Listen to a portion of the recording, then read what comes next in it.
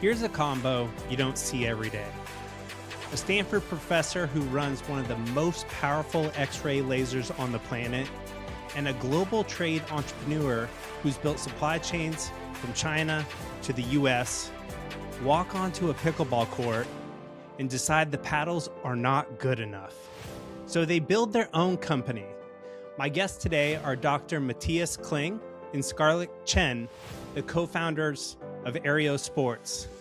He brings the physics, she brings the manufacturing muscle, and together they're making some of the most technologically advanced pickleball paddles in the game right now. Fun side note, this is my preferred pickleball paddle for all those who know that I'm obsessed with the sport.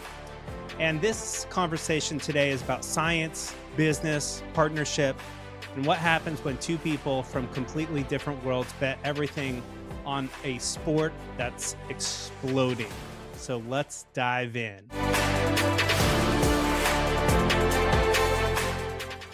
So Matthias, give us the quick version. Where'd you grow up? How'd you end up as a professor at Stanford running SLAC's science division? Okay, I will start with the growing up part. I grew up in Germany, in a small village outside of Hanover. It's a town in the northern part of Germany. And my childhood actually informed also part of why I ended up playing pickleball and starting this business. We had a ping pong table in the basement, and I essentially played every single day with my dad and my brother in the basement and got very competitive doing that. And really loved it. It was very fast. I got nerded out about the ping pong paddles at the time. There's not a lot of innovation, as you can imagine, but every single little bit that there was, I was very fascinated by and took them apart and put them back together and all these things. And yeah, in my childhood, I'm a scientist, so I love to take things apart and also send them to. I built rockets, for instance, that I made out of things I found in our household, and my dad was a great part of it. He helped me hook them up to a battery to launch them. Some of them exploded, and then I mixed chemicals in the basement. So I was always sort of interested in science and in sports. So it's a really good combination, by the way. And and then there was really no other way for me than to study a scientific field. Physics was sort of an obvious choice because it underlies a lot of the other disciplines. And that brought me first to the Max Planck in Germany, and then at some point about 5 years ago to Stanford. And by the way, I'm not running the X-ray laser, or am I the science director. I'm a director of a scientific institute that is using that X-ray laser, but it is sort of that expertise, and I think it's essentially I'm very interested in materials, in the essence of why materials are strong or what sort of new materials are around. We will talk a little bit, I guess, later about nanomaterials and how they can help even a sport like pickleball, and that sort of fascination I took along when thinking about sport. I love it.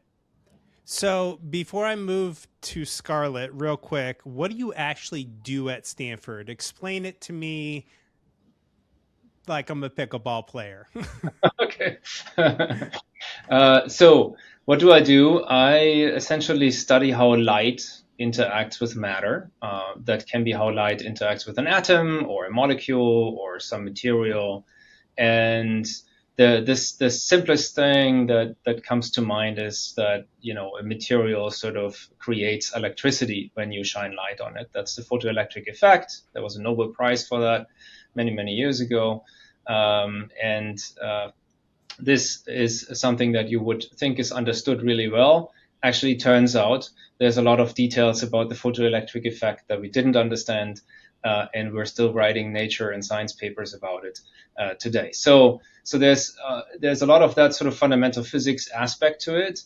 But then we are here. I'm at Stanford at the SLAC National Accelerator, and that's where we study essentially how very short range radiation, X-rays, can study materials with absolute detail on atomic detail essentially, and then we go study dynamics of materials over many length scales, all the way from the shortest time scale that was achieved just recently. There was a Nobel Prize for that too, which is unbelievably short. It's 10 to the minus 18 seconds. It's an attosecond.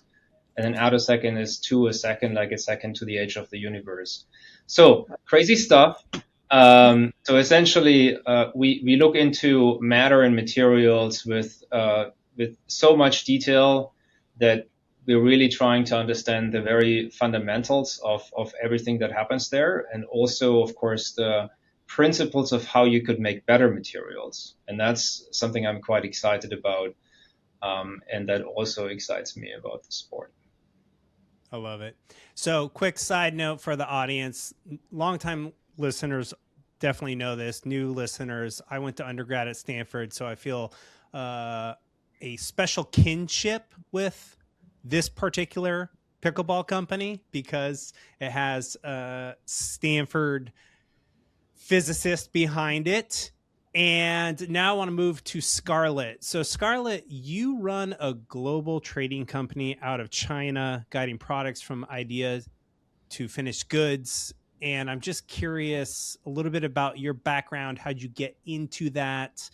And then one of the two you, after you shared about yourself, Scarlett, I want to understand how you guys actually met. Oh, okay. So I have a 20 years experience to running the trading company, export the goods from China to US and Europe, and it's covered in a different category. So the story how we met each other, it's very interesting. And I think it was 7 or 8 years ago when on the flight from Paris to Shanghai. Actually, by that time I have a company in France. So it was virtual reality had that company. So Matthias, we started next to each other. So we talk a lot about science, a lot of things. Yeah, since then. Because in when I was young, I think I had a dream to become a scientist too. But fortunately, I'm not such good enough to, yeah. So turn another way to the business. And when did both of you start playing pickleball? Good question. I think from the core of the Matthias. He asked me, "Hey, do you know the pickleball?" And I say, "Wow, what's the pickleball? I never heard about that." And so I googled it, and because and I saw and I've noticed the data of the trade. It's going crazy. It's dramatic, like 300% increasing by that time, and so it's because of the business of the Stan um, uh, radar. So, and I think it will be the next stop, sports. So I will say, okay, yeah, maybe we can try. Then I fly to Palo Alto because if you want to make develop a good product paddles, you have to know what's the users' needs, what they are demanding, and what's the pinch point. So I have to know about the sports and how to play it. So yeah, I think it was 2023. It's the autumn, and I spent 1 week in Palo Alto, and it's how the journey started. And Matthias, when did you start playing pickleball? I know you played a lot of ping pong growing up, but when did you make the transition into pickleball? So it was actually, as Scarlett explained, it was quite a surprise to see the sport because I've not been exposed to it at all in Europe. And then I came here, and while I was actually looking for a place to rent, the landlord had these paddles in the backyard and these strange balls that had holes in them. And I was like, oh, what's that? He said, well, pickleball. Like it's the most normal thing in the world, so that everybody knows what this is. I was like, oh, that's interesting. And then sort of, as soon after that, I paid more attention. I saw that actually a lot of people play it, and that motivated me to start playing essentially around the same time as Scarlett, around now 3 years ago. And first, and actually, interestingly enough, a lot of my friends and colleagues started around the same time. So there's a group of players that I'm friends with, that I play with essentially every week, multiple times a week. And we all started from zero, not really understanding the rules of the sport. And at the same time, you must imagine this. We, Scarlett and I, dared to start a company on this sport, although we were also just starting to play pickleball. But we were so confident that we would we were passionate about the sport, but we were not very, very good yet in playing ourselves. But the good thing is we grew up with this community, which of course grew up with our paddles also. So as we were making the first and then the next series and the next series and the next series of paddles, you can imagine they got better and better and better. All of the people that I was playing with, they used these pedals. They helped me, give me feedback on how they felt for them, and that has been a lot of fun. So that is, I think, it's part of what is so fun about it, that you connect very deeply with the community around you. You actually talk with each other before, after, while you're playing. And you talk to people that you would probably never otherwise hang out with. I mean, and it's across the bank of how much money anyone makes is completely irrelevant. What sort of, job they have, or what kind of background they have. And it's really interesting who you meet and who you talk to. So yeah. And then also, obviously, right, it's played by very young kids now, and more so, I believe, than previously, and very, very old people. I mean, some of the folks I'm playing with, they're in their mid 80s, and they're actually quite competitive, I have to say. They're quite competitive. They can't run anymore, but they're technically very advanced. And if you play doubles, you don't need to run so much, and they're really still very fast in their reactions. And I think I love that. I love that about pickleball, that you don't you can play it over that huge age range, and you don't need to reach a certain level to enjoy it. Essentially, you can enjoy it from day one. This was the first other sport than ping pong that I started and enjoyed from the first moment. And I think that's also why we started the company so quickly, because we did enjoy it from the first moment. And so we're very confident that we can do something for the sport.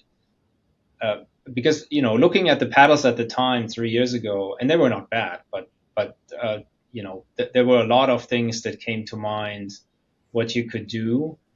And so that has been driving essentially our interest and progress and everything. Yeah.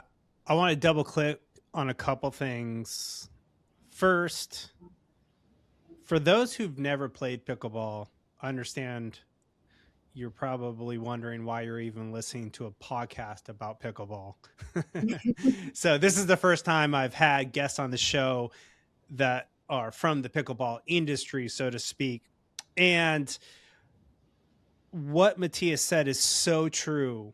The audience, if you've been listening, know I'm completely obsessed with pickleball. So April 12th of 2025 is when I first started playing, which is almost a year from today. We're recording on April 10th, 2026. And I grew up in Washington State, where pickleball was invented. It was invented Bainbridge Island, which was about an hour from where I grew up in 1965. So funny enough, even though I grew up playing soccer, for 2 to 3 weeks out of every school year, we would play pickleball in our PE class, in our gym class. And so I played it when I was a teenager. And then 20 plus years went by, and randomly last year, I reached out to my friend and I said, hey, do you want to go for a hike or maybe try pickleball? And he said, let's try pickleball.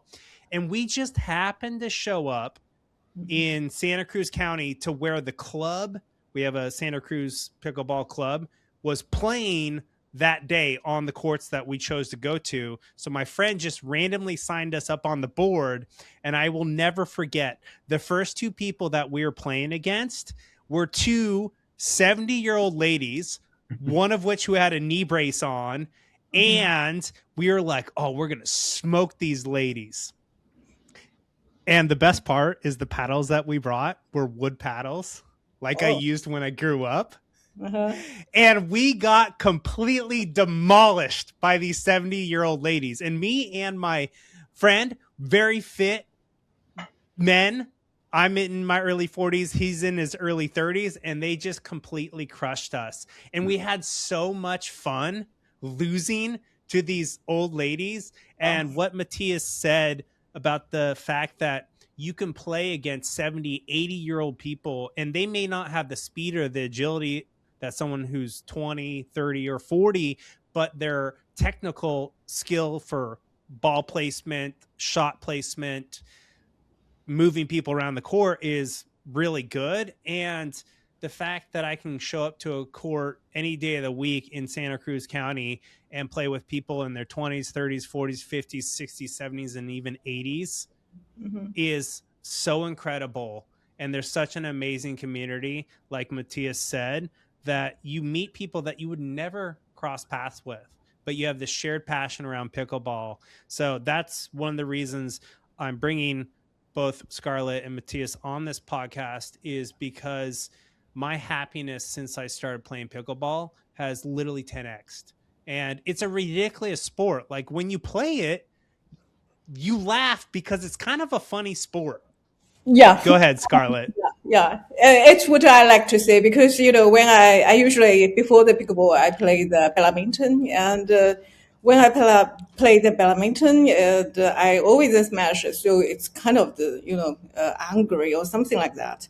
But when I play the pickleball, I always smile. So I told a friend, I say, hey, the only side effect of the pickleball is will make me have a wrinkle on the surface, on my face. So it's the only one side effects.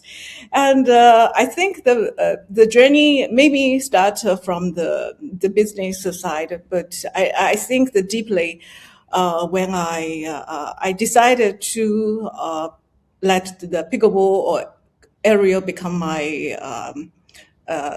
whole life career or my mission, is because of the community. Really, when I first time to reach out to I would just, I like to through your podcast to thank several person. First is our distributor, our first distributor, that Timmy. And she has a local tennis shop in Palo Alto. So when I visited her, and she said, if you want to know more about the pickleball, you definitely need to go to the Mission Park. So when I reached there, and I totally feel, because I'm a stranger, I know no one there, and I don't know how to play the pickleball.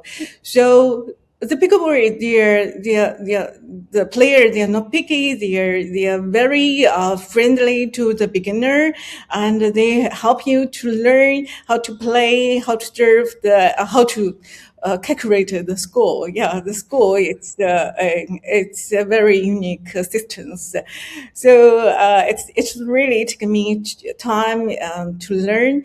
And I think after they know I will start our pickleball brand, they connect. They help me to connect the different person. They say, "Hey, Scarlett, you need to know someone we may help you, etc." And so each time when I come back to Michelle Park, I meet. 84 now. I think she's 84. Yeah, each time when I come back to the Bishop Park, I always took a photo with her to remember the journey each time. So yeah, and the community spirit of the pickleball, it's the most passion to drive me to like, I must bring the pickleball back to China. and back to the or to spread the this kind of the sports to the rest of the world. It's very funny. Last week I was in Vietnam, and I met some for the PPA Asia, and I met some player from Hong Kong, and 2 years ago, there are no core in Hong Kong. Even in Hong Kong, there are no core.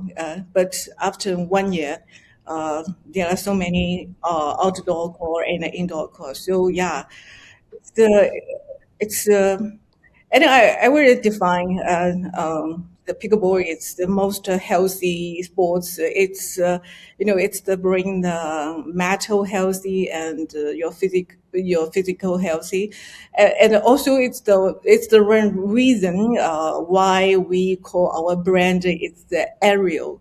So Aereo, it's named by Matthias because the word is from the Spanish. It means take the fresh air, go Mm. outside to take the fresh air. It's kind of it's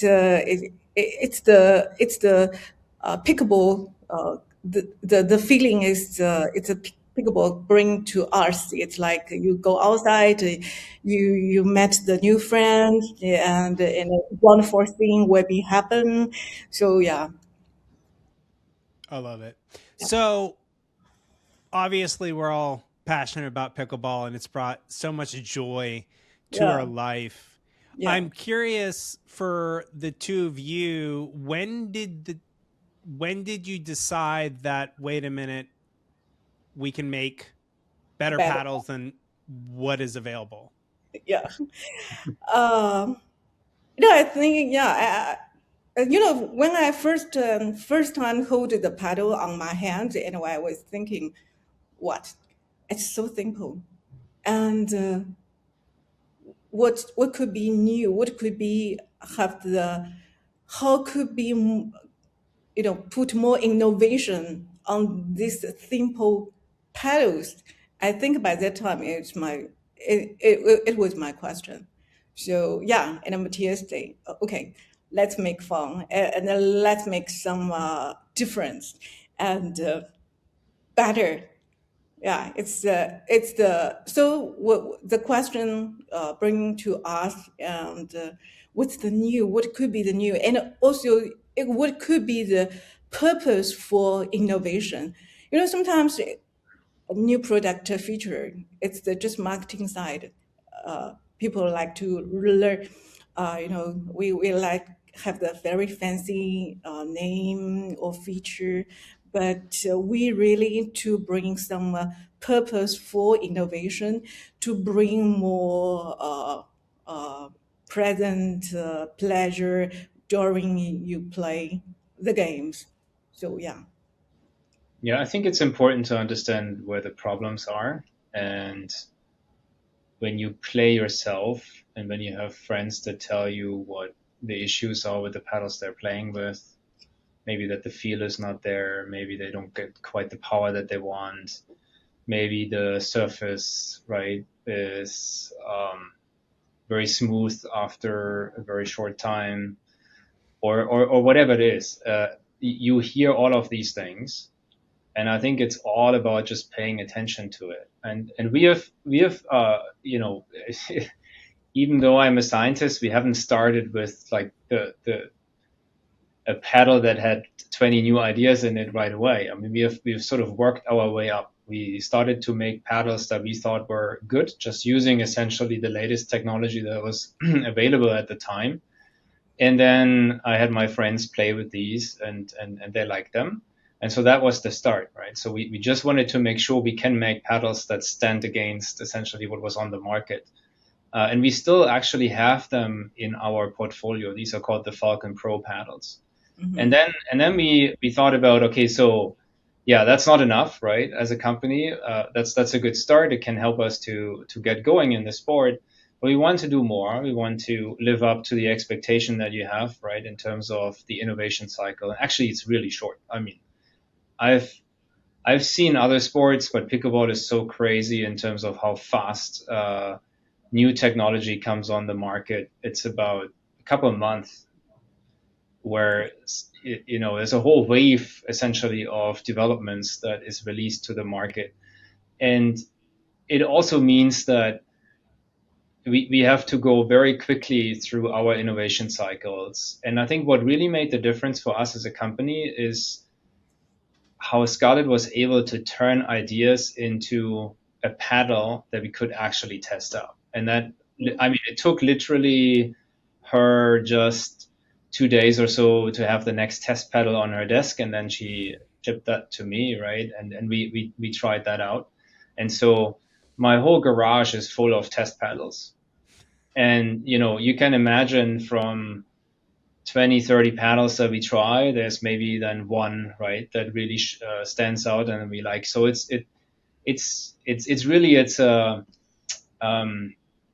the normal cycle that I also know quite well from science, where essentially you have many ideas, but you need to tease out which ones are the really, really good ones. And you can't do that in isolation, because I think what really is important is that, I fall in love with technology, but if that technology, no one likes playing with the paddle that has the coolest technology in it, so what, right? What's that good for? So you want to make that connection and make sure that you're developing something that people actually find useful. And that's a very important loop that we had to close. And we did it initially with our local communities, our friends, right? That's how you start a company. You essentially work with your family and friends. And I have to say, my friends were kind enough to even buy the paddles from me, right? So we made a little bit of money. But then we went away from that concept. I mean, we're still doing it, but we went a bit away from that concept and I thought, okay, we need to talk to higher level players that really test these products to their limits and know much, much better than we do what the properties are that they want. Not the materials, but what do they really want? What is it that they are missing to win a game at a 5-0 or 6-0 level? And one of the first people that we brought on was Levi Daniels, who is still a pro player that works with us. He's a coach in the area. And he has been really great in helping us to tease out essentially these parameters. And he has been really critical also, I have to say. I like that about Levi, that he's very, very critical of any technology. And so that's sort of the challenge that we take on. I like critical people because I know that if I can convince a critical person to actually play with the product and say, this is nice, this is good, that it means something, right? So we have intentionally looked for these types of people that give us that feedback, and he was just the first one. I love it. So I want to talk a little bit about how I discovered your company, Aereo, and the current paddle that I love and use, which is the Cyclone. Mm-hmm. So I was posting on Instagram that I was obsessed with pickleball and talking about all the different paddles I was using and trying out, and what I call paddle dating. I was trying every single paddle I could get my hands on to try to find the one that felt like the best fit for me. And Jack Hirschman messaged me on Instagram and said, hey, you should try my company's paddle. I work part-time for Aereo, and you should try the Cyclone. And I said, awesome. And he sent me one, and I still have it here with me. And this is after trying, and I'll just drop a bunch of different names. I had the Eula Perseus. I had the RPM Friction Pro. I had a carbon paddle. I had an owl, and I was not expecting to like this paddle. I just was open to the idea that maybe I would like it the best. And when I got it and tried it out, I'll tell you the fact that it's the loudest paddle that I've ever used. When you hit the ball, it is Yeah. so loud. There was something in my dopamine system that just loved the sound of it. And then recognizing the fact that it had so much power and control, and it was such a light paddle to the point where I had to put my own weight on it to get it to the weight I like, that it quickly, within 2 days of using it, became my preferred paddle. And so I then told Jack I have to get the black version because my Fit Rich Life black colors are black and gold. So I got the blackout edition. And then just most recently, because my nickname is Dragon, I got the Dragon paddle. I haven't even used it yet. It just came in the mail the other day, and I just put all the stuff on it that I like. And so the funny thing, and people who don't play pickleball won't understand this, but there is something about finding the paddle that fits you the best that just makes it so much more enjoyable, and I would say does make you a better player. Now, obviously, you can't make up for your lack of skill with a paddle, but at the higher levels of play, finding that paddle that really does fit your style play and the feedback that you want from the paddle is really important. And so that's how I came about the Cyclone Aereo. And I was, obviously even more excited when I found out, someone from Stanford was behind it. And I wanted to ask you, Matthias, because you kind of talked about it, but you didn't give us the details. What do the top players want out of a paddle? So at the time, and of course this is always changing depending on what the competition is doing in a way, and what the rules are. I have to say this is Wild West, right? The rules of pickleball are changing on a, I don't want to say monthly basis, but it's pretty often, right? So there is sort of resetting the maximum pop and speeds that a return ball can have, or the grid on the surface, the way they're testing the paddles. And so all of the companies have to follow. We always said we want to make something that uses new technology and goes sort of to the limit of what is possible.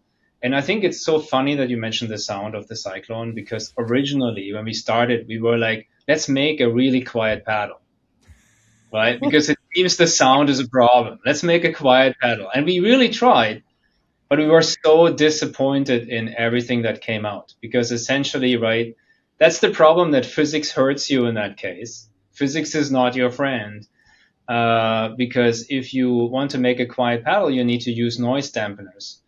And any of these materials also take away a lot of the properties that you would want, right? Such as really nice speed when the ball bounces off your paddle, or the ability to shape the ball, or a grid on the surface, you name it. And some of these obstacles, companies have overcome, but I would say quiet paddles were for quite some time a big thing.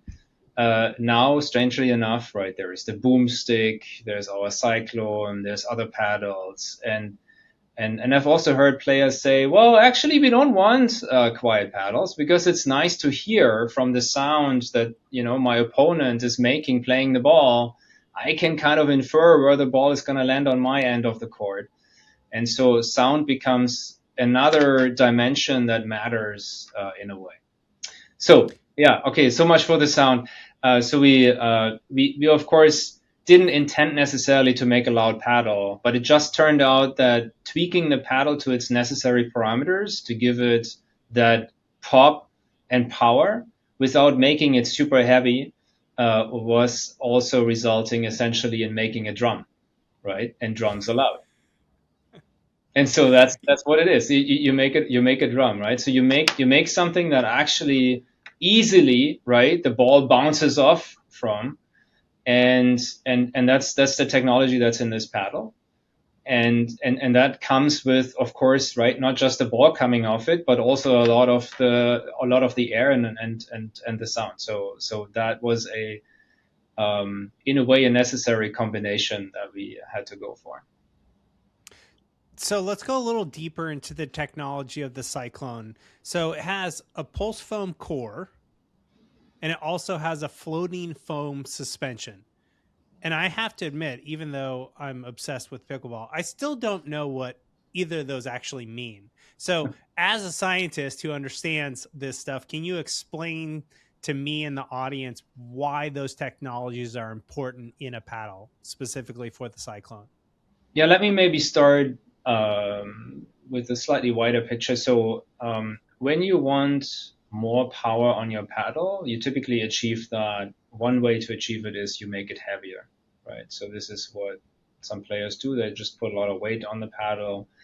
And this is just one of the physics laws. If you have more mass, then essentially you can put more force on your ball and it becomes faster. So that's a sort of brute force way to do it. But it's not ideal because you're essentially using your own body to and then the paddle weight to achieve that, and it makes you slow, right? And that's not good.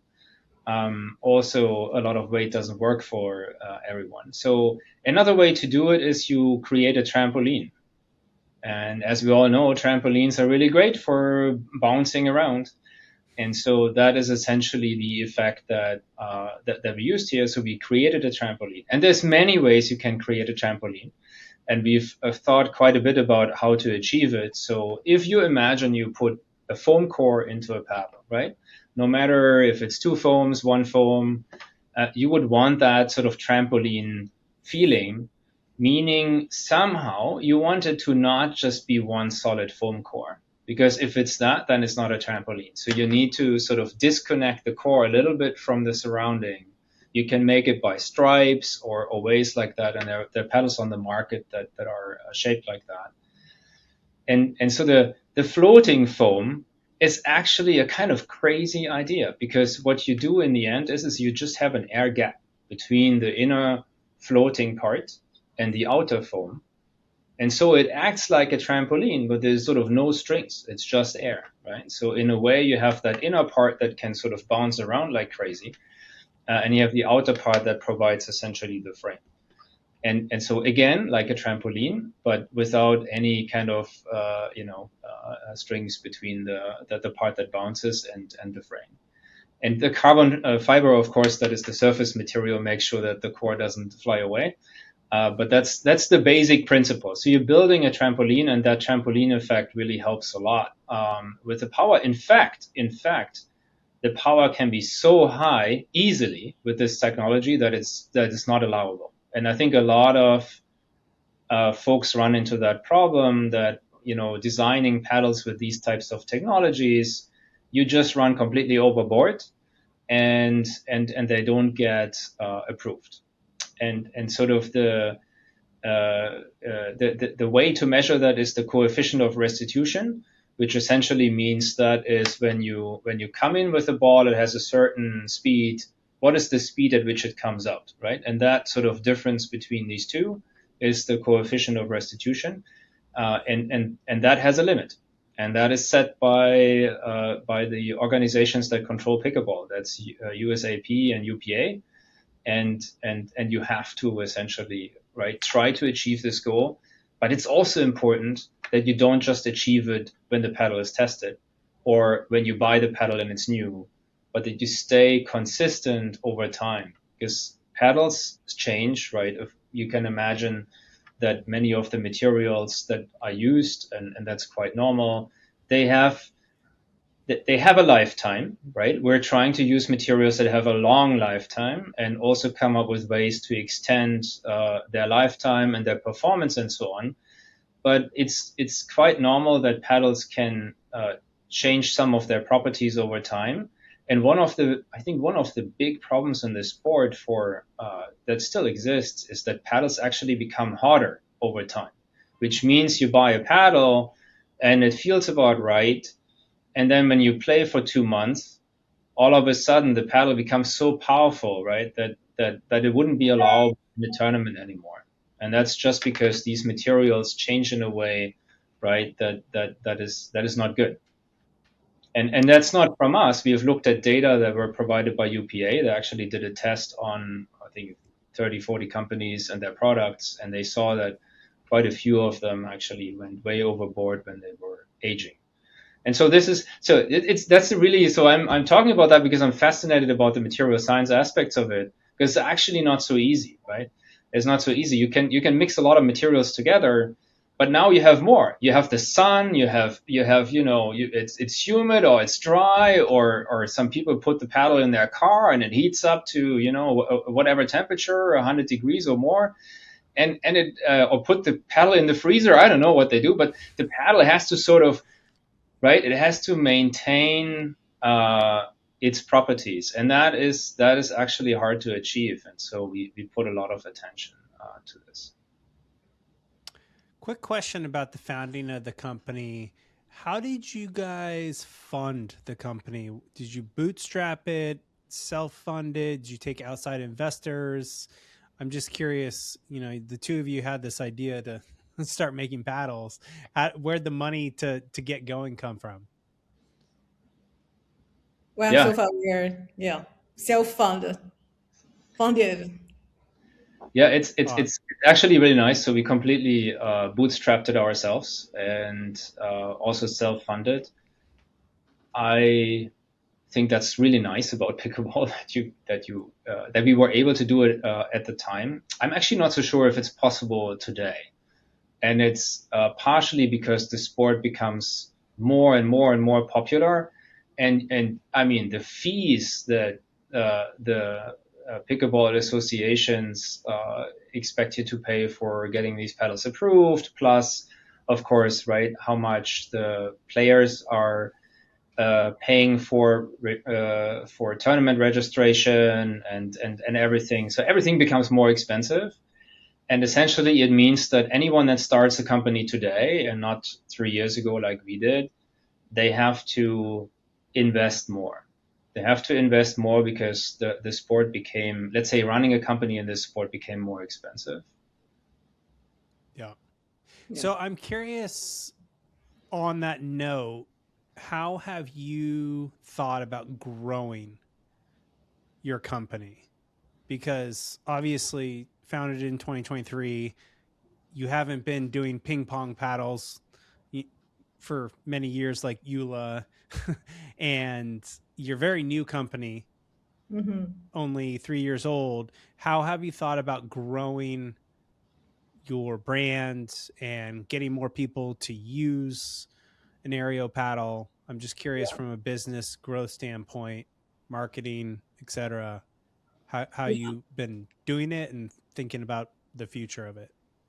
And I think we are at the second stage, like 1 to 10.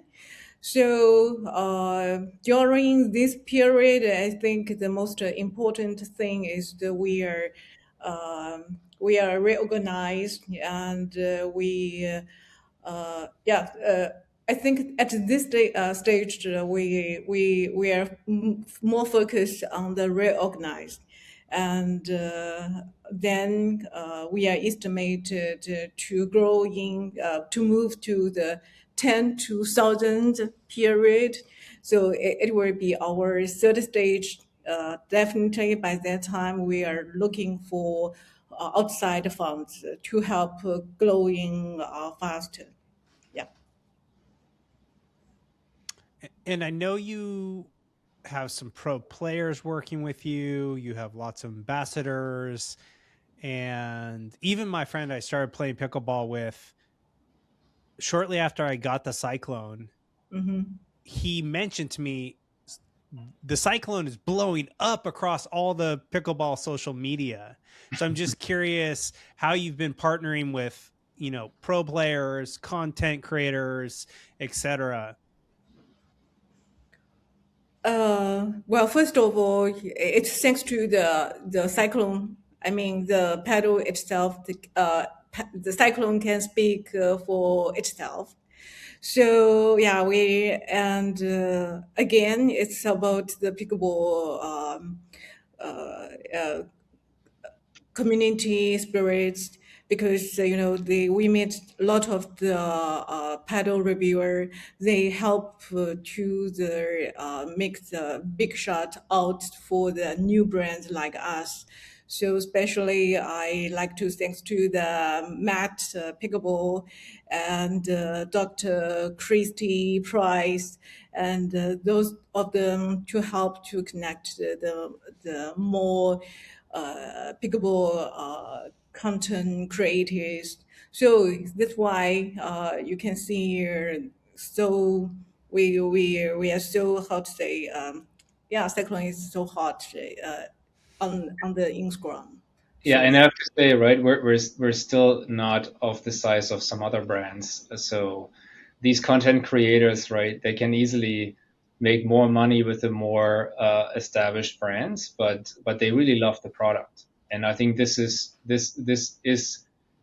if there's one thing that is the reason why I'm doing it is exactly for that, right? Because people love the products, and that is what we're after, right?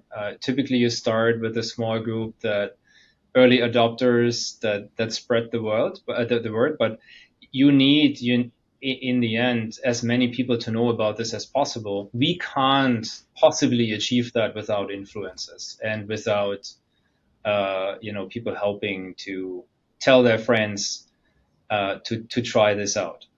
And this really is we're still in that extreme growth period where we need to have even more awareness of us as a brand and of us making these types of products and people being able to try them, because there are a lot of courts in the US where folks have never heard about Aereo and never seen any of these paddles. So we want to change that, right? And that is just in the US. I mean, want to, in a way, of course, also globally change that. I think when we started, we said, okay, we want to bring pickleball to the regions of the world that have never seen the sport. And for me, Germany was one of them. There was just one court in the complete southern half of Germany. And then I went there and I saw it, and it was essentially it was a net that was spun over a street, and that was how you could play, right? So, and that's not too long ago, I should say. So it's really it's kind of that's the fun part. So growing the sport with the community. So we're growing as the community is growing. We're enjoying every single moment of how the sport actually gets more recognition and attention. And then, of course, we want to help making products that make a difference. So, and I think I like to share the story about the dragon paddle in your hands. It's the design. It's co-designed by our one of the ambassador, Larry, and the users they were sent the message to us. What's the HL stands for? It means long hands of the paddle, and I say, oh, no, it stands for the Larry. So we got a lot of the help and the support trust from the ambassadors we are working with. And so I think we think it's a good. We need to find a meaningful way to return our grateful. We wondering why not to develop a very unique and have their personal paddle together. So it's how come it's the and I talked to Larry. Hey, Larry, what kind of the paddle you like to have with your personal mark or personal experience? And he said, I like dragon. So okay, yeah, let's make the dragon paddle. And he sent me the concept, and we are working with our graphic designer. And yeah, when the dragon released on the market, and we got a lot of the uh, fans from the different of the world. And when I saw the order from the New Zealand, I was so surprised because they order more dragon paddle than our blue one. So it's wow. So yeah, it's very interesting. And recently we are working together a new vision of the paddle. So in the near future, and I think we were released a different paddle design on the Cyclone. And I was I think it was 2 days ago when I talked to another ambassador, and she shared her story behind her design, and I was so deeply touched by her story. And one day we were see her design paddle in 1 or 2 months.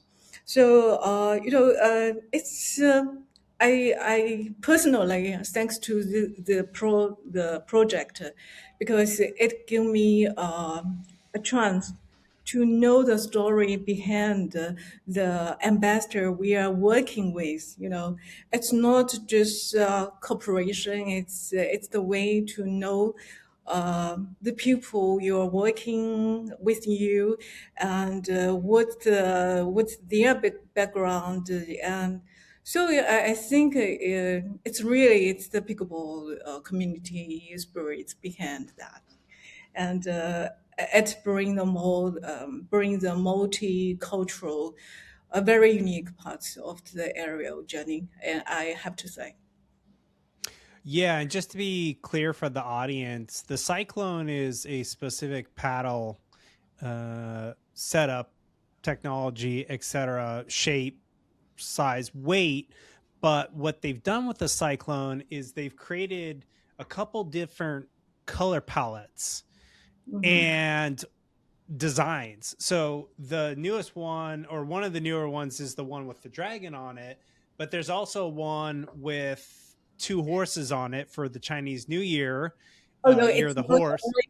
Yeah, it's not only for the Chinese New Year. It's a Levi Daniels edition. Levi Daniel helped us a lot.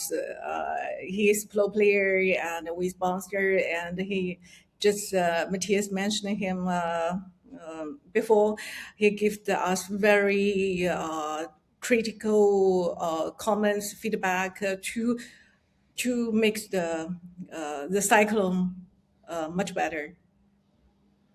Yeah, and it looks like you have some cherry blossoms coming out Yeah, on yeah, the Cyclone as well, and there's now a pink Cyclone for everyone who wants a pink Cyclone. yeah. Hot pink. And yeah, and for me, somebody who, I'm a recreational player. Yes, I hope to make it to semi-pro level in the next year or two, but even if I don't, I love showcasing my personality.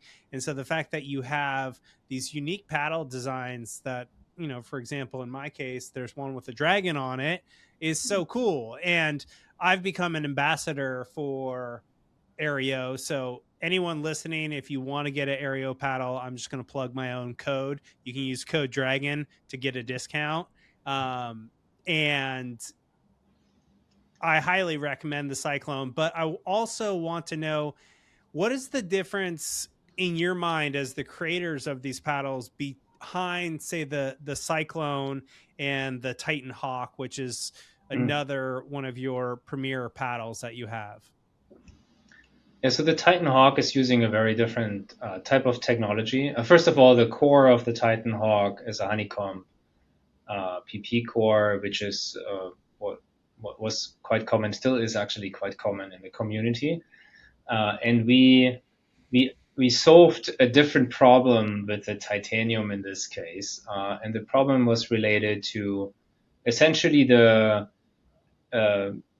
how long lasting the surface is and how stable it is, and so what carbon fiber does for you is that it's very stable along the fiber direction. And so when you make a planar surface out of carbon fibers, whether they're weaved or whatever shape, then in the direction of the surface, it's incredibly strong, incredibly strong. But when you poke it essentially perpendicular to its plane, it's not so strong.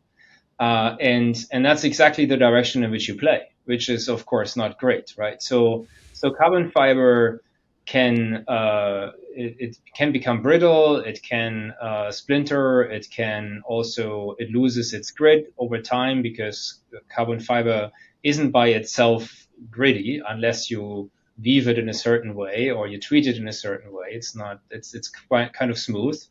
And so the roughness that is on many carbon fiber paddles is imprinted essentially. And this lasts for a while, and then it becomes smooth again. And so we thought, okay, it would be really great to use another material that could sort of compensate for these problems. And as a physicist, I thought, okay, titanium is one of the best materials, right? It's used in the in aviation. It's used in medical implants. It's used for many applications because very strong, but also very light. And so right then between Scarlett and I, we have had many discussions on how to implement this, many ideas, as I said before, right? 30 iterations until you finally have one that is really cool. And so what we did was we integrated a whole titanium layer, a mesh essentially, into the carbon fiber. We call it titanium carbon fusion technology because we really fused the titanium with the carbon fiber so that the roughness of this titanium mesh is imprinted in the carbon fiber. And it's we have players that really love this paddle because of its grit. I had a player that started playing with this paddle, and he managed, as a good friend of mine, Shreyas is his name, he managed to play the ball, and it went over the net, and then it bounced back on his side of the court. That's how much spin he could put on the ball, right? Crazy. I mean, these crazy type of shots. And so we're still very proud of that technology and this paddle series because we did something very novel that the community didn't do. And I have to say, people have heard of titanium paddles before, but I'm a scientist. I like to call titanium what actually is titanium. And what the community understands as titanium in many other paddles that are on the market that even have titanium in their name, it's not titanium. It is actually a mixture of a carbon fiber with a polyester fiber, and it gives it its shiny sort of resemblance. And the industry just called it titanium, right? But there's no titanium in it. And so we thought, okay, that's really not great. So our Titan Hawk series has real titanium in it, and it has its function that I just explained. We're exploring how to keep using that technology in the future. With the Cyclone that we have at the moment, we have explored another way to improve the carbon fiber. And Scarlett was hinting at this earlier when she came in before we started this podcast. And essentially, we're using now nanomaterials that are included in the resin that essentially binds these carbon fibers together. We call that the nanograph technology. And this really helps to increase the grittiness and the sort of how long lasting that grit is of the paddle. So we've done some lab tests on this, and they indicate that you get at least a factor of 4 in the duration that this grit can last. And as I said, right, the normal thing is carbon fiber just gets smooth. And so everyone is trying to get around this problem, and our solution to this was to use nanotechnology. Yeah, just to explain to the audience again, those who are unfamiliar with pickleball, the grittiness of the paddle allows you to put spin on the ball, and along with the fact that certain paddles actually have what is called dwell time, which is where the ball actually sinks into the paddle a little bit, and as you flick your wrist a certain way towards the end of the shot, you can shape your shot. So you will see certain people, my good friend and my pickleball coach, he can put so much top spin on the ball when he does a drive that the ball essentially falls off a cliff at the end. And it just drops so fast because he's put so much top spin on it, and he's able to shape his shot. And so it sounds, we are nerding out. So those who don't play pickleball are like, who cares about grit? And I don't even know what dwell time is. These things, to people who play pickleball and get more and more obsessed into it, they want these finer technologies that unlock their ability to shape the ball and do shots that they couldn't do, say, with a smooth paddle that doesn't have any grit on it. And that is the other problem with grit you mentioned.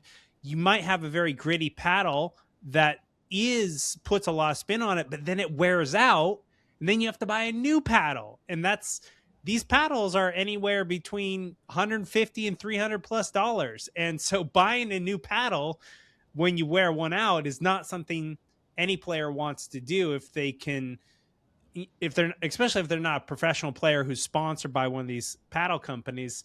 Purchasing a new paddle every 3 to 6 months because yours wears out is a lot of money over any given year.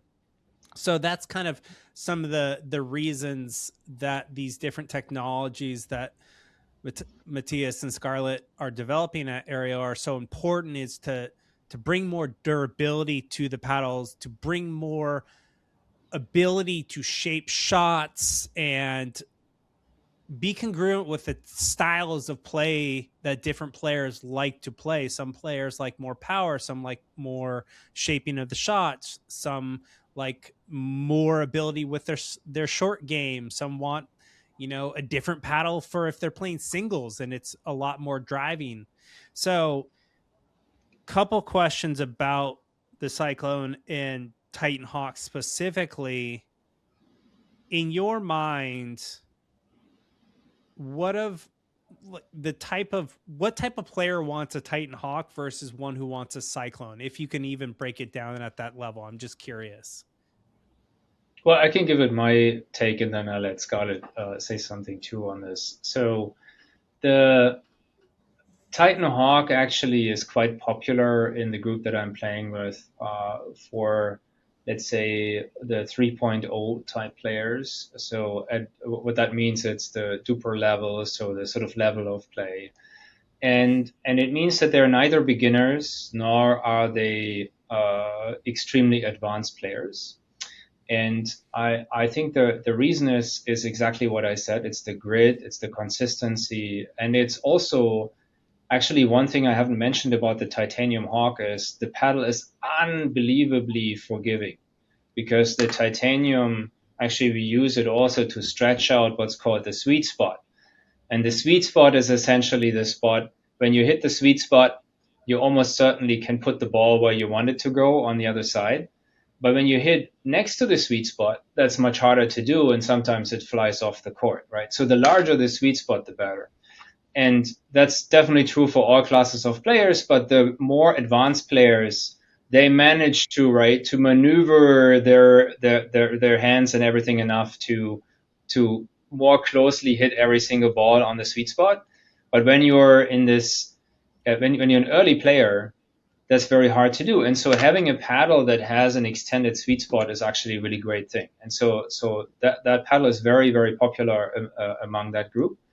And then the Cyclone, I think, comes in, interestingly enough, I think, yes, at the pro level, right? So we have our 5 to 6.0 players play with these paddles.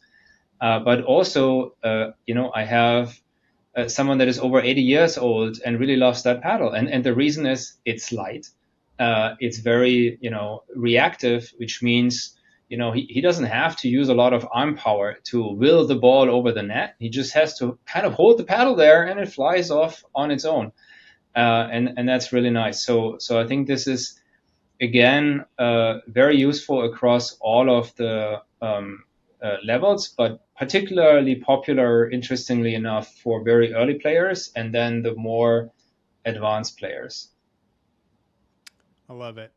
Yeah, I haven't actually used the Titan Hawk, but one of my good pickleball friends, she loves it so much. She tried the Cyclone, decided the Cyclone was actually too powerful for her, and stayed with her Titan Hawk, and she just loves it. And she's a great player. She's, probably a 4-5 or higher, and she absolutely loves it. But then I've recently here in Santa Cruz been seeing more and more people playing with the Cyclone. And it's been fun to see other people play with the paddle that I play with. And, now I have a couple demo paddles, so I'm trying to get more people to play with it. And it's just been such a fun experience to use the Cyclone. And for the audience who doesn't know, Duper, DUPR, Dynamic Universal Pickleball Rating, it's basically the skill level that you are at. And what's really cool about pickleball is just like in a video game, you can rack up experience points and reach higher levels of play. Mhm. Pickleball is the same. You can actually compete in Duper rated events and you see how you stack up against other people. So, one of the coolest things I think is the fact that you can start at whatever Duper level you are, and then you can strategically play, practice, and compete in Duper rated events, and you can climb the Duper rating ladder, knowing that whether you play here in California or in another state, that the skill ranking of people is pretty aligned through this rating system. And it's just really unique aspect that if you play pickup basketball, you don't have a random basketball skill rating system that Yeah. you can follow and make sure you're playing with people kind of at or around your level. And I think that's another unique aspect of the game of pickleball is the duper rating. And plenty of people, they don't care about the duper. They're just out there to have a good time. But someone like me who is obsessed with tracking metrics, it's a Mhm. whole nother side of the game of pickleball that is fun for me. Mhm. Is how do I get to the next level? How do I go from a 3-5 to a 4-0 to a 4-5 to a 5-0 and eventually into the 5 and 6 level where I can actually compete at a pro or semi-pro level. And so I think that's really amazing. I want you to talk about some of your sponsored players that you have with Aereo, because I think that's definitely a really cool aspect of your company. So I'll leave it to whichever one of you want to talk about some of your pro players and some of your other key ambassadors. Yeah. You want to say Matthias, you something go first? first. Okay, I can start. Yeah. So first of all, when we started this company, we really wanted to give back to the community, and sponsoring the pro players is a good way to connect with that community. Is also a good way to get highest level feedback, right, on your products. I mean, Yeah. if you can't convince a pro player that this is a paddle to play with, then you better start from scratch and do something new. And that has been really, really cool. I think great relationships we have built up over the years. Started with Levi Daniels, had Julie Heidman. She was playing for the Seattle Tsunamis and was actually loving the Titan Hawk. It took a while for her to move over to the Cyclone. And I have to say, once she did, she didn't want to go back. So that's and I made the same experience. Once you go to a paddle that is sort of faster and easier to play with, it's hard to go back to any other technology. And then we brought on, actually that was really great. We met MJ Greiner and his family at the Pickleball convention in Palm Beach last year, and have been able to bring him on. He at the time he was just 13 years old, but he already came in first in doubles at his age class at the U.S. Open. I mean, you have to imagine that, right? It's an unbelievably competitive age group for the sport, and I think when these folks that are starting the sport now, like Annalie Waters, and they I mean, it's just the level is really unbelievable. I think the sport is not just growing; it's also the highest level of play is increasing, and it's been really fascinating to see these young players. So MJ has been starting with the Titan Hawk, and then he has moved over to the Cyclone and absolutely loves it. And we also have some other players that I think Scarlett can talk about. Yeah, just Kelly Chen, and as a Bay Area company, we sponsor most of the Bay Area pro players. So yeah, Kelly Chen, and Janae. Also, they are fantastic athletes, and they are playing the PPA in UPA. So yeah, we are very how to say. I'm sorry, my cat. That was Scarlett's cat, I think. Yeah, yeah, he's hungry. She's hungry. Yeah. Sorry. Yeah. And So yeah, and and and in China, right, we're also sponsoring. I mean, one of the top yeah, players, yeah, top number one, one, number one top player one, in yeah, senior female player Lisa Tang, and yeah, it's where her, and also they were like Kelly. They come to Asia to play the pickleball, and it's so it's also help us to make the brand awareness about that. Yeah. And just again, for the non pickleball players who are listening to this podcast, pickleball is the fastest growing sport in America by far. It's growing faster than any other sport in America. And it's become so big that the top female player, Anna Lee Waters, is actually sponsored by Nike. So Nike signed their first pro pickleball player this either late last year or this year. I forget the exact date. And she also got sponsored by Franklin Sports. And so pickleball, it's getting serious when Nike's starting to sponsor pro players. And she's also very young. I think she went pro at 14 or 15. She's currently 19 years old. And again, one of the things I love about even the pro league is there are people that are 15 that are in the pro league. And then there are, I think the oldest male player is 48 or 49. And it's amazing. It's so cool that there's such a huge range, even at the pro level. And I think that is, again, something incredibly special about the sport. Because if you were to talk about basketball or baseball or football, there's nobody 49 playing any of those at the pro level. And I don't know if that's going to last or not. If the sport will continue to get younger and younger as it matures, only time will tell. But I think that is another aspect that, for someone like me who's turning 44 at the end of the month, I'm like, wow, I could still make it to the pros. And again, the audience knows I talk about this all the time. My goal is to see if I can make it into the pro league in the next 2 years. If I don't care, because I've had so much fun playing and drilling. And so it's a goal that even if I fail the goal, the journey has been so incredibly fun for me that it doesn't matter whether I make it or not. It's just the fact that I'm on this journey and I have so much fun on the journey. So, as we start to wind this down, I know you have some brand new news that's especially important to somebody like me who's trying to get into the semi-pro league. Tell us about your newest partnership.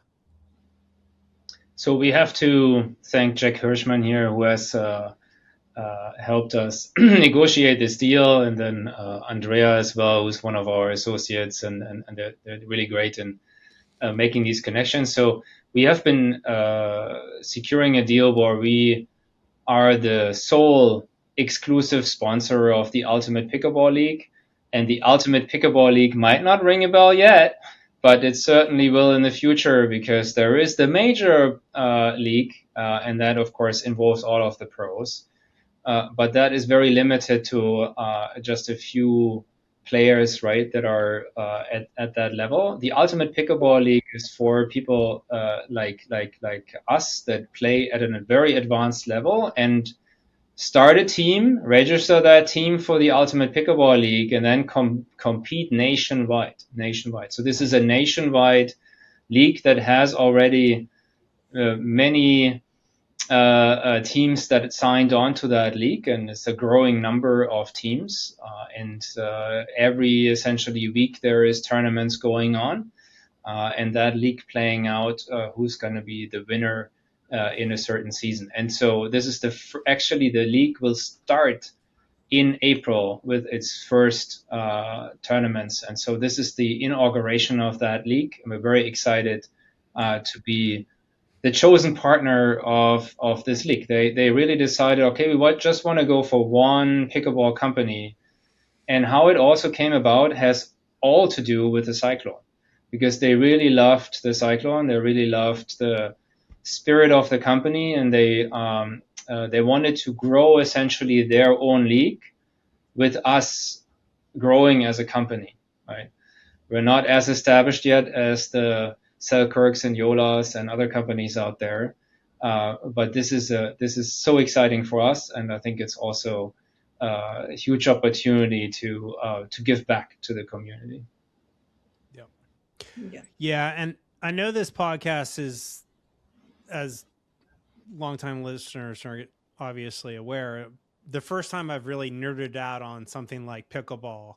But I think the point I wanted to highlight in interviewing Matthias and Scarlett is it's two different people from two different backgrounds that became very passionate about one of their interests, and they decided to use their expertise. Matthias with his material sciences and Scarlett with her design and production and logistics and operations skill set to come together and to build something that they were truly passionate about, using their knowledge and expertise from different but complementary backgrounds. And I just love when I find entrepreneurs who take something that they actually love and do whatever they can to make that domain even better, even more advancing the domain, the technology within the domain, the popularity of the sport. Scarlett speaking at the top of the show about the fact that there's been so little pickleball when she first started over in certain parts of Asia, but now it's growing like wildfire, and she's had a part in that. And Matthias also starting, local here, Palo Alto, Stanford area, playing with his friends who he convinced to try his paddles, him and Scarlett's paddles, and getting real-time feedback, and just the grassroots nature of a shared love for a sport that, as Scarlett said, gives her smile line wrinkles in her face because she smiles and laughs so much when she plays. I just thought it was a story of entrepreneurship and a love of a hobby, really, that they chose to pursue. And as I mentioned earlier in the podcast, the sport itself has brought me so much happiness, so much community. And I forgot how important community was to me, because I used to live in Menlo Park, and I had my rollerblading crew in Menlo Park. I had all my Stanford friends, all my startup friends. But then I moved to Santa Cruz, and I was really lazy about building community for the first 2 years, 2.5 years, actually. Then I started playing pickleball, and no joke, in less than a year, I have 100 new friends, 100, maybe more. Mm-hmm. I can't tell you how many contacts in my phone say their first name Pickleball. So like I literally have 100 John Pickleball, Jim Pickleball, Jane Pickleball in my phone. It's hilarious. So much to the point that my birthday is on April 30th. I'm doing a pickleball party for my birthday here in Santa Cruz, which Scarlett and Matthias, both of you are invited. I'll send you the invite. It'll be here at Brommer Park in Capitola. But it's just such an incredible sport that if you're looking for incredible exercise, outdoor, building community, laughter, and just pure joy and bliss, I really want to encourage you to try it out. Almost no matter where you live in the US, there is a local pickleball community, and it's getting bigger and bigger across the world. So even if you've never played the sport, just give it a shot. You'll just laugh at how ridiculous it is, especially when you're first starting to play. And even now, as someone who plays 5 to 7 days a week for I log over 20 hours a week playing pickleball. I still laugh every time I go out and play because it's just such a fun sport. So as we start to close this down, I like to ask every guest to share a tip, tool, or strategy for fitness/health, for money/wealth or business, and one for life/happiness. So Scarlett, let's start with you. What do you got for fitness/health? Go to play the pickleball. I love it. Use the cyclone. You will And feel use the this. pleasure. Yeah. Yes.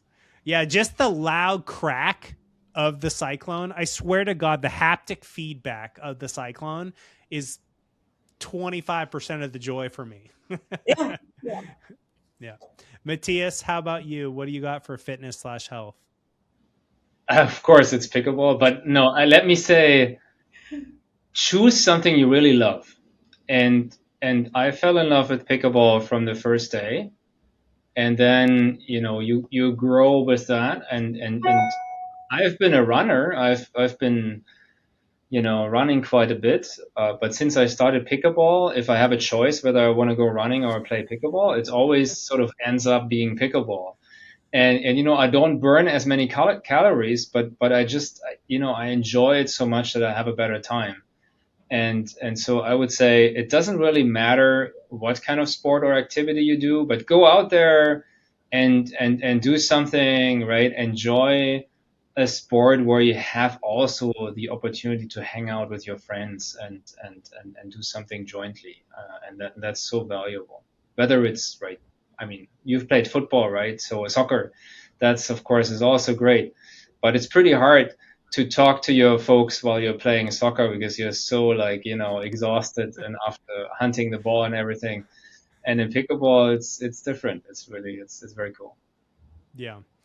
I took my younger brother's visiting me here in Santa Cruz. I took him drilling for an hour and 20 minutes. We were just drilling and talking, not even playing a game, but I told him why he's here. He has to drill with me because I'm on this mission to see if I can get to the pro level. So even while he's visiting, I'm making him be one of my drilling partners. So for money, wealth, or business, Matthias, what do you got for us? So it's interesting because I come from Germany, right? And my parents always said, if you have any money, just put it on your savings account, right? And and that's what I did. And it was I love my parents and everything, but it was really not the best suggestion of how to make your money work for you.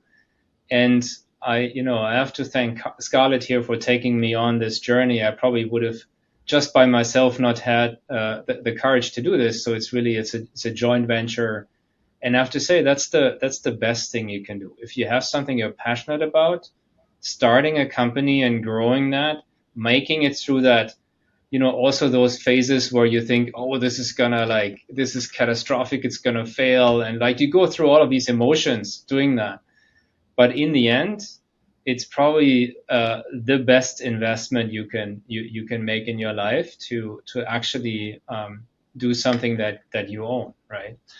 And I would say that is, if you have it in you, just go ahead, start a company, and it will be the hell of a ride, but it can work out really well. Yeah, I love it. Scarlett, for money, wealth, or business, what do you got for us? I think do what you love. And it's true. It's all about the passion. The passion will help you go through the all kind of the challenging and difficulty. So, and the money, it was just the result coming through with the all the. I mean, the money is just it's the result. That's it. And once you done do. Would you passionate, then it coming natural. I mean, yeah. Yeah. Money follows the passion and the obsessions. Yeah. So for life/happiness, what's your tip, tool, or strategy, Scarlett? Do what you love, and I think Okay. it's really keeping me very happy. And also it's because um, I would say every day I would feel very grateful because during the aerial journey, I got a lot of the help and the support from our ambassadors, reviewers. So, and also when you do a great paddles, you will got uh, love letters every day. So it makes me really happy because when I open my laptop and I say, "Oh, I have got 35 pedals, and the Cyclone it's the one." So I was share this letter to my husband and say, "Hey, I got another love letter again," and yeah, it's really and also I got the email from the different of the world, and they say, oh, it's my how to say, it's very stage of the early stage of the, I play the pickleball, but yeah, so I feel when you do something really meaningful and yeah, you will be I think yeah very happy. So yeah, I love I'm it. very lucky to Yeah. find what I love. Matthias, life/happiness, tip, tool, or strategy. So for me, I think a very important part is family. I have two small kids, and they know pickleball in and out, I should say. No surprise. Garage is full of pickleball paddles. I go and play, and I have ambassadors show up at my house and talk to them, and so they're quite used to it. Um, and I would say I resonate totally with what Scarlett said. It's all about passion. Follow your passions. Follow what you really care about. Um, if you can, right? And I think it will make you extremely happy, because happiness is it's not. I would agree. It's not the money. It's sort of feeling that sort of urge to do something, and you can't resist, and you really have to do it, and you kind of automatically, you spend extra hours on it, but not because you must, but because it's so much fun and it's something you really truly enjoy. And so, I hear often that people tell me, hey, Matthias, you're doing too much, but I somehow I don't feel that because I really like it so much. So for me, it feels more like, okay, what else should I do, right? I'll probably do something that I enjoy less. So what's the use in that, right? So I better do something that I love. Yeah. And I talk a lot about purpose and passion on this show. And so one of the things I like to mention when anyone ever talks about passion is if you don't know what you're passionate about, just follow one of your interests and see if it develops into a passion where you just become obsessed with that particular interest. So it's okay if you don't know what your passion is, just whatever energizes you, anything that feels interesting when you put time or energy into it, just keep pursuing that until you either get bored or obsessed. And when you get bored, you just move on to the next interest. And then eventually you do find something that you love so much that you become passionate about it and obsessed about it. And maybe, like Scarlett and Matthias, you start a company around that particular interest that developed into a passion or an obsession. Yeah, very true. Agreed. So if people want an Aereo paddle, they can go to Aereo. Sports.com. Yeah, Aereo Sports. It's Aereo spelled Area. AIREO dash sports.com. As I mentioned before, if you want a discount, you can use my discount code. If you don't want a discount, you don't have to use it. But Matthias, Scarlett, thank you so much for coming on the show and sharing your journey to building this awesome company that I'm such a huge fan of, and everything that you're doing to build out the pickleball community. I'm really excited about the Ultimate Pickleball League. I'm definitely going to have to sign up for that. So thank you so much for coming on the show. And I'm sure I'll see one or both of you soon, because now I'm going to have to make a trek over the hill to actually come hang out in Palo Alto, Stanford, Menlo Park area and play some pickleball with all of you.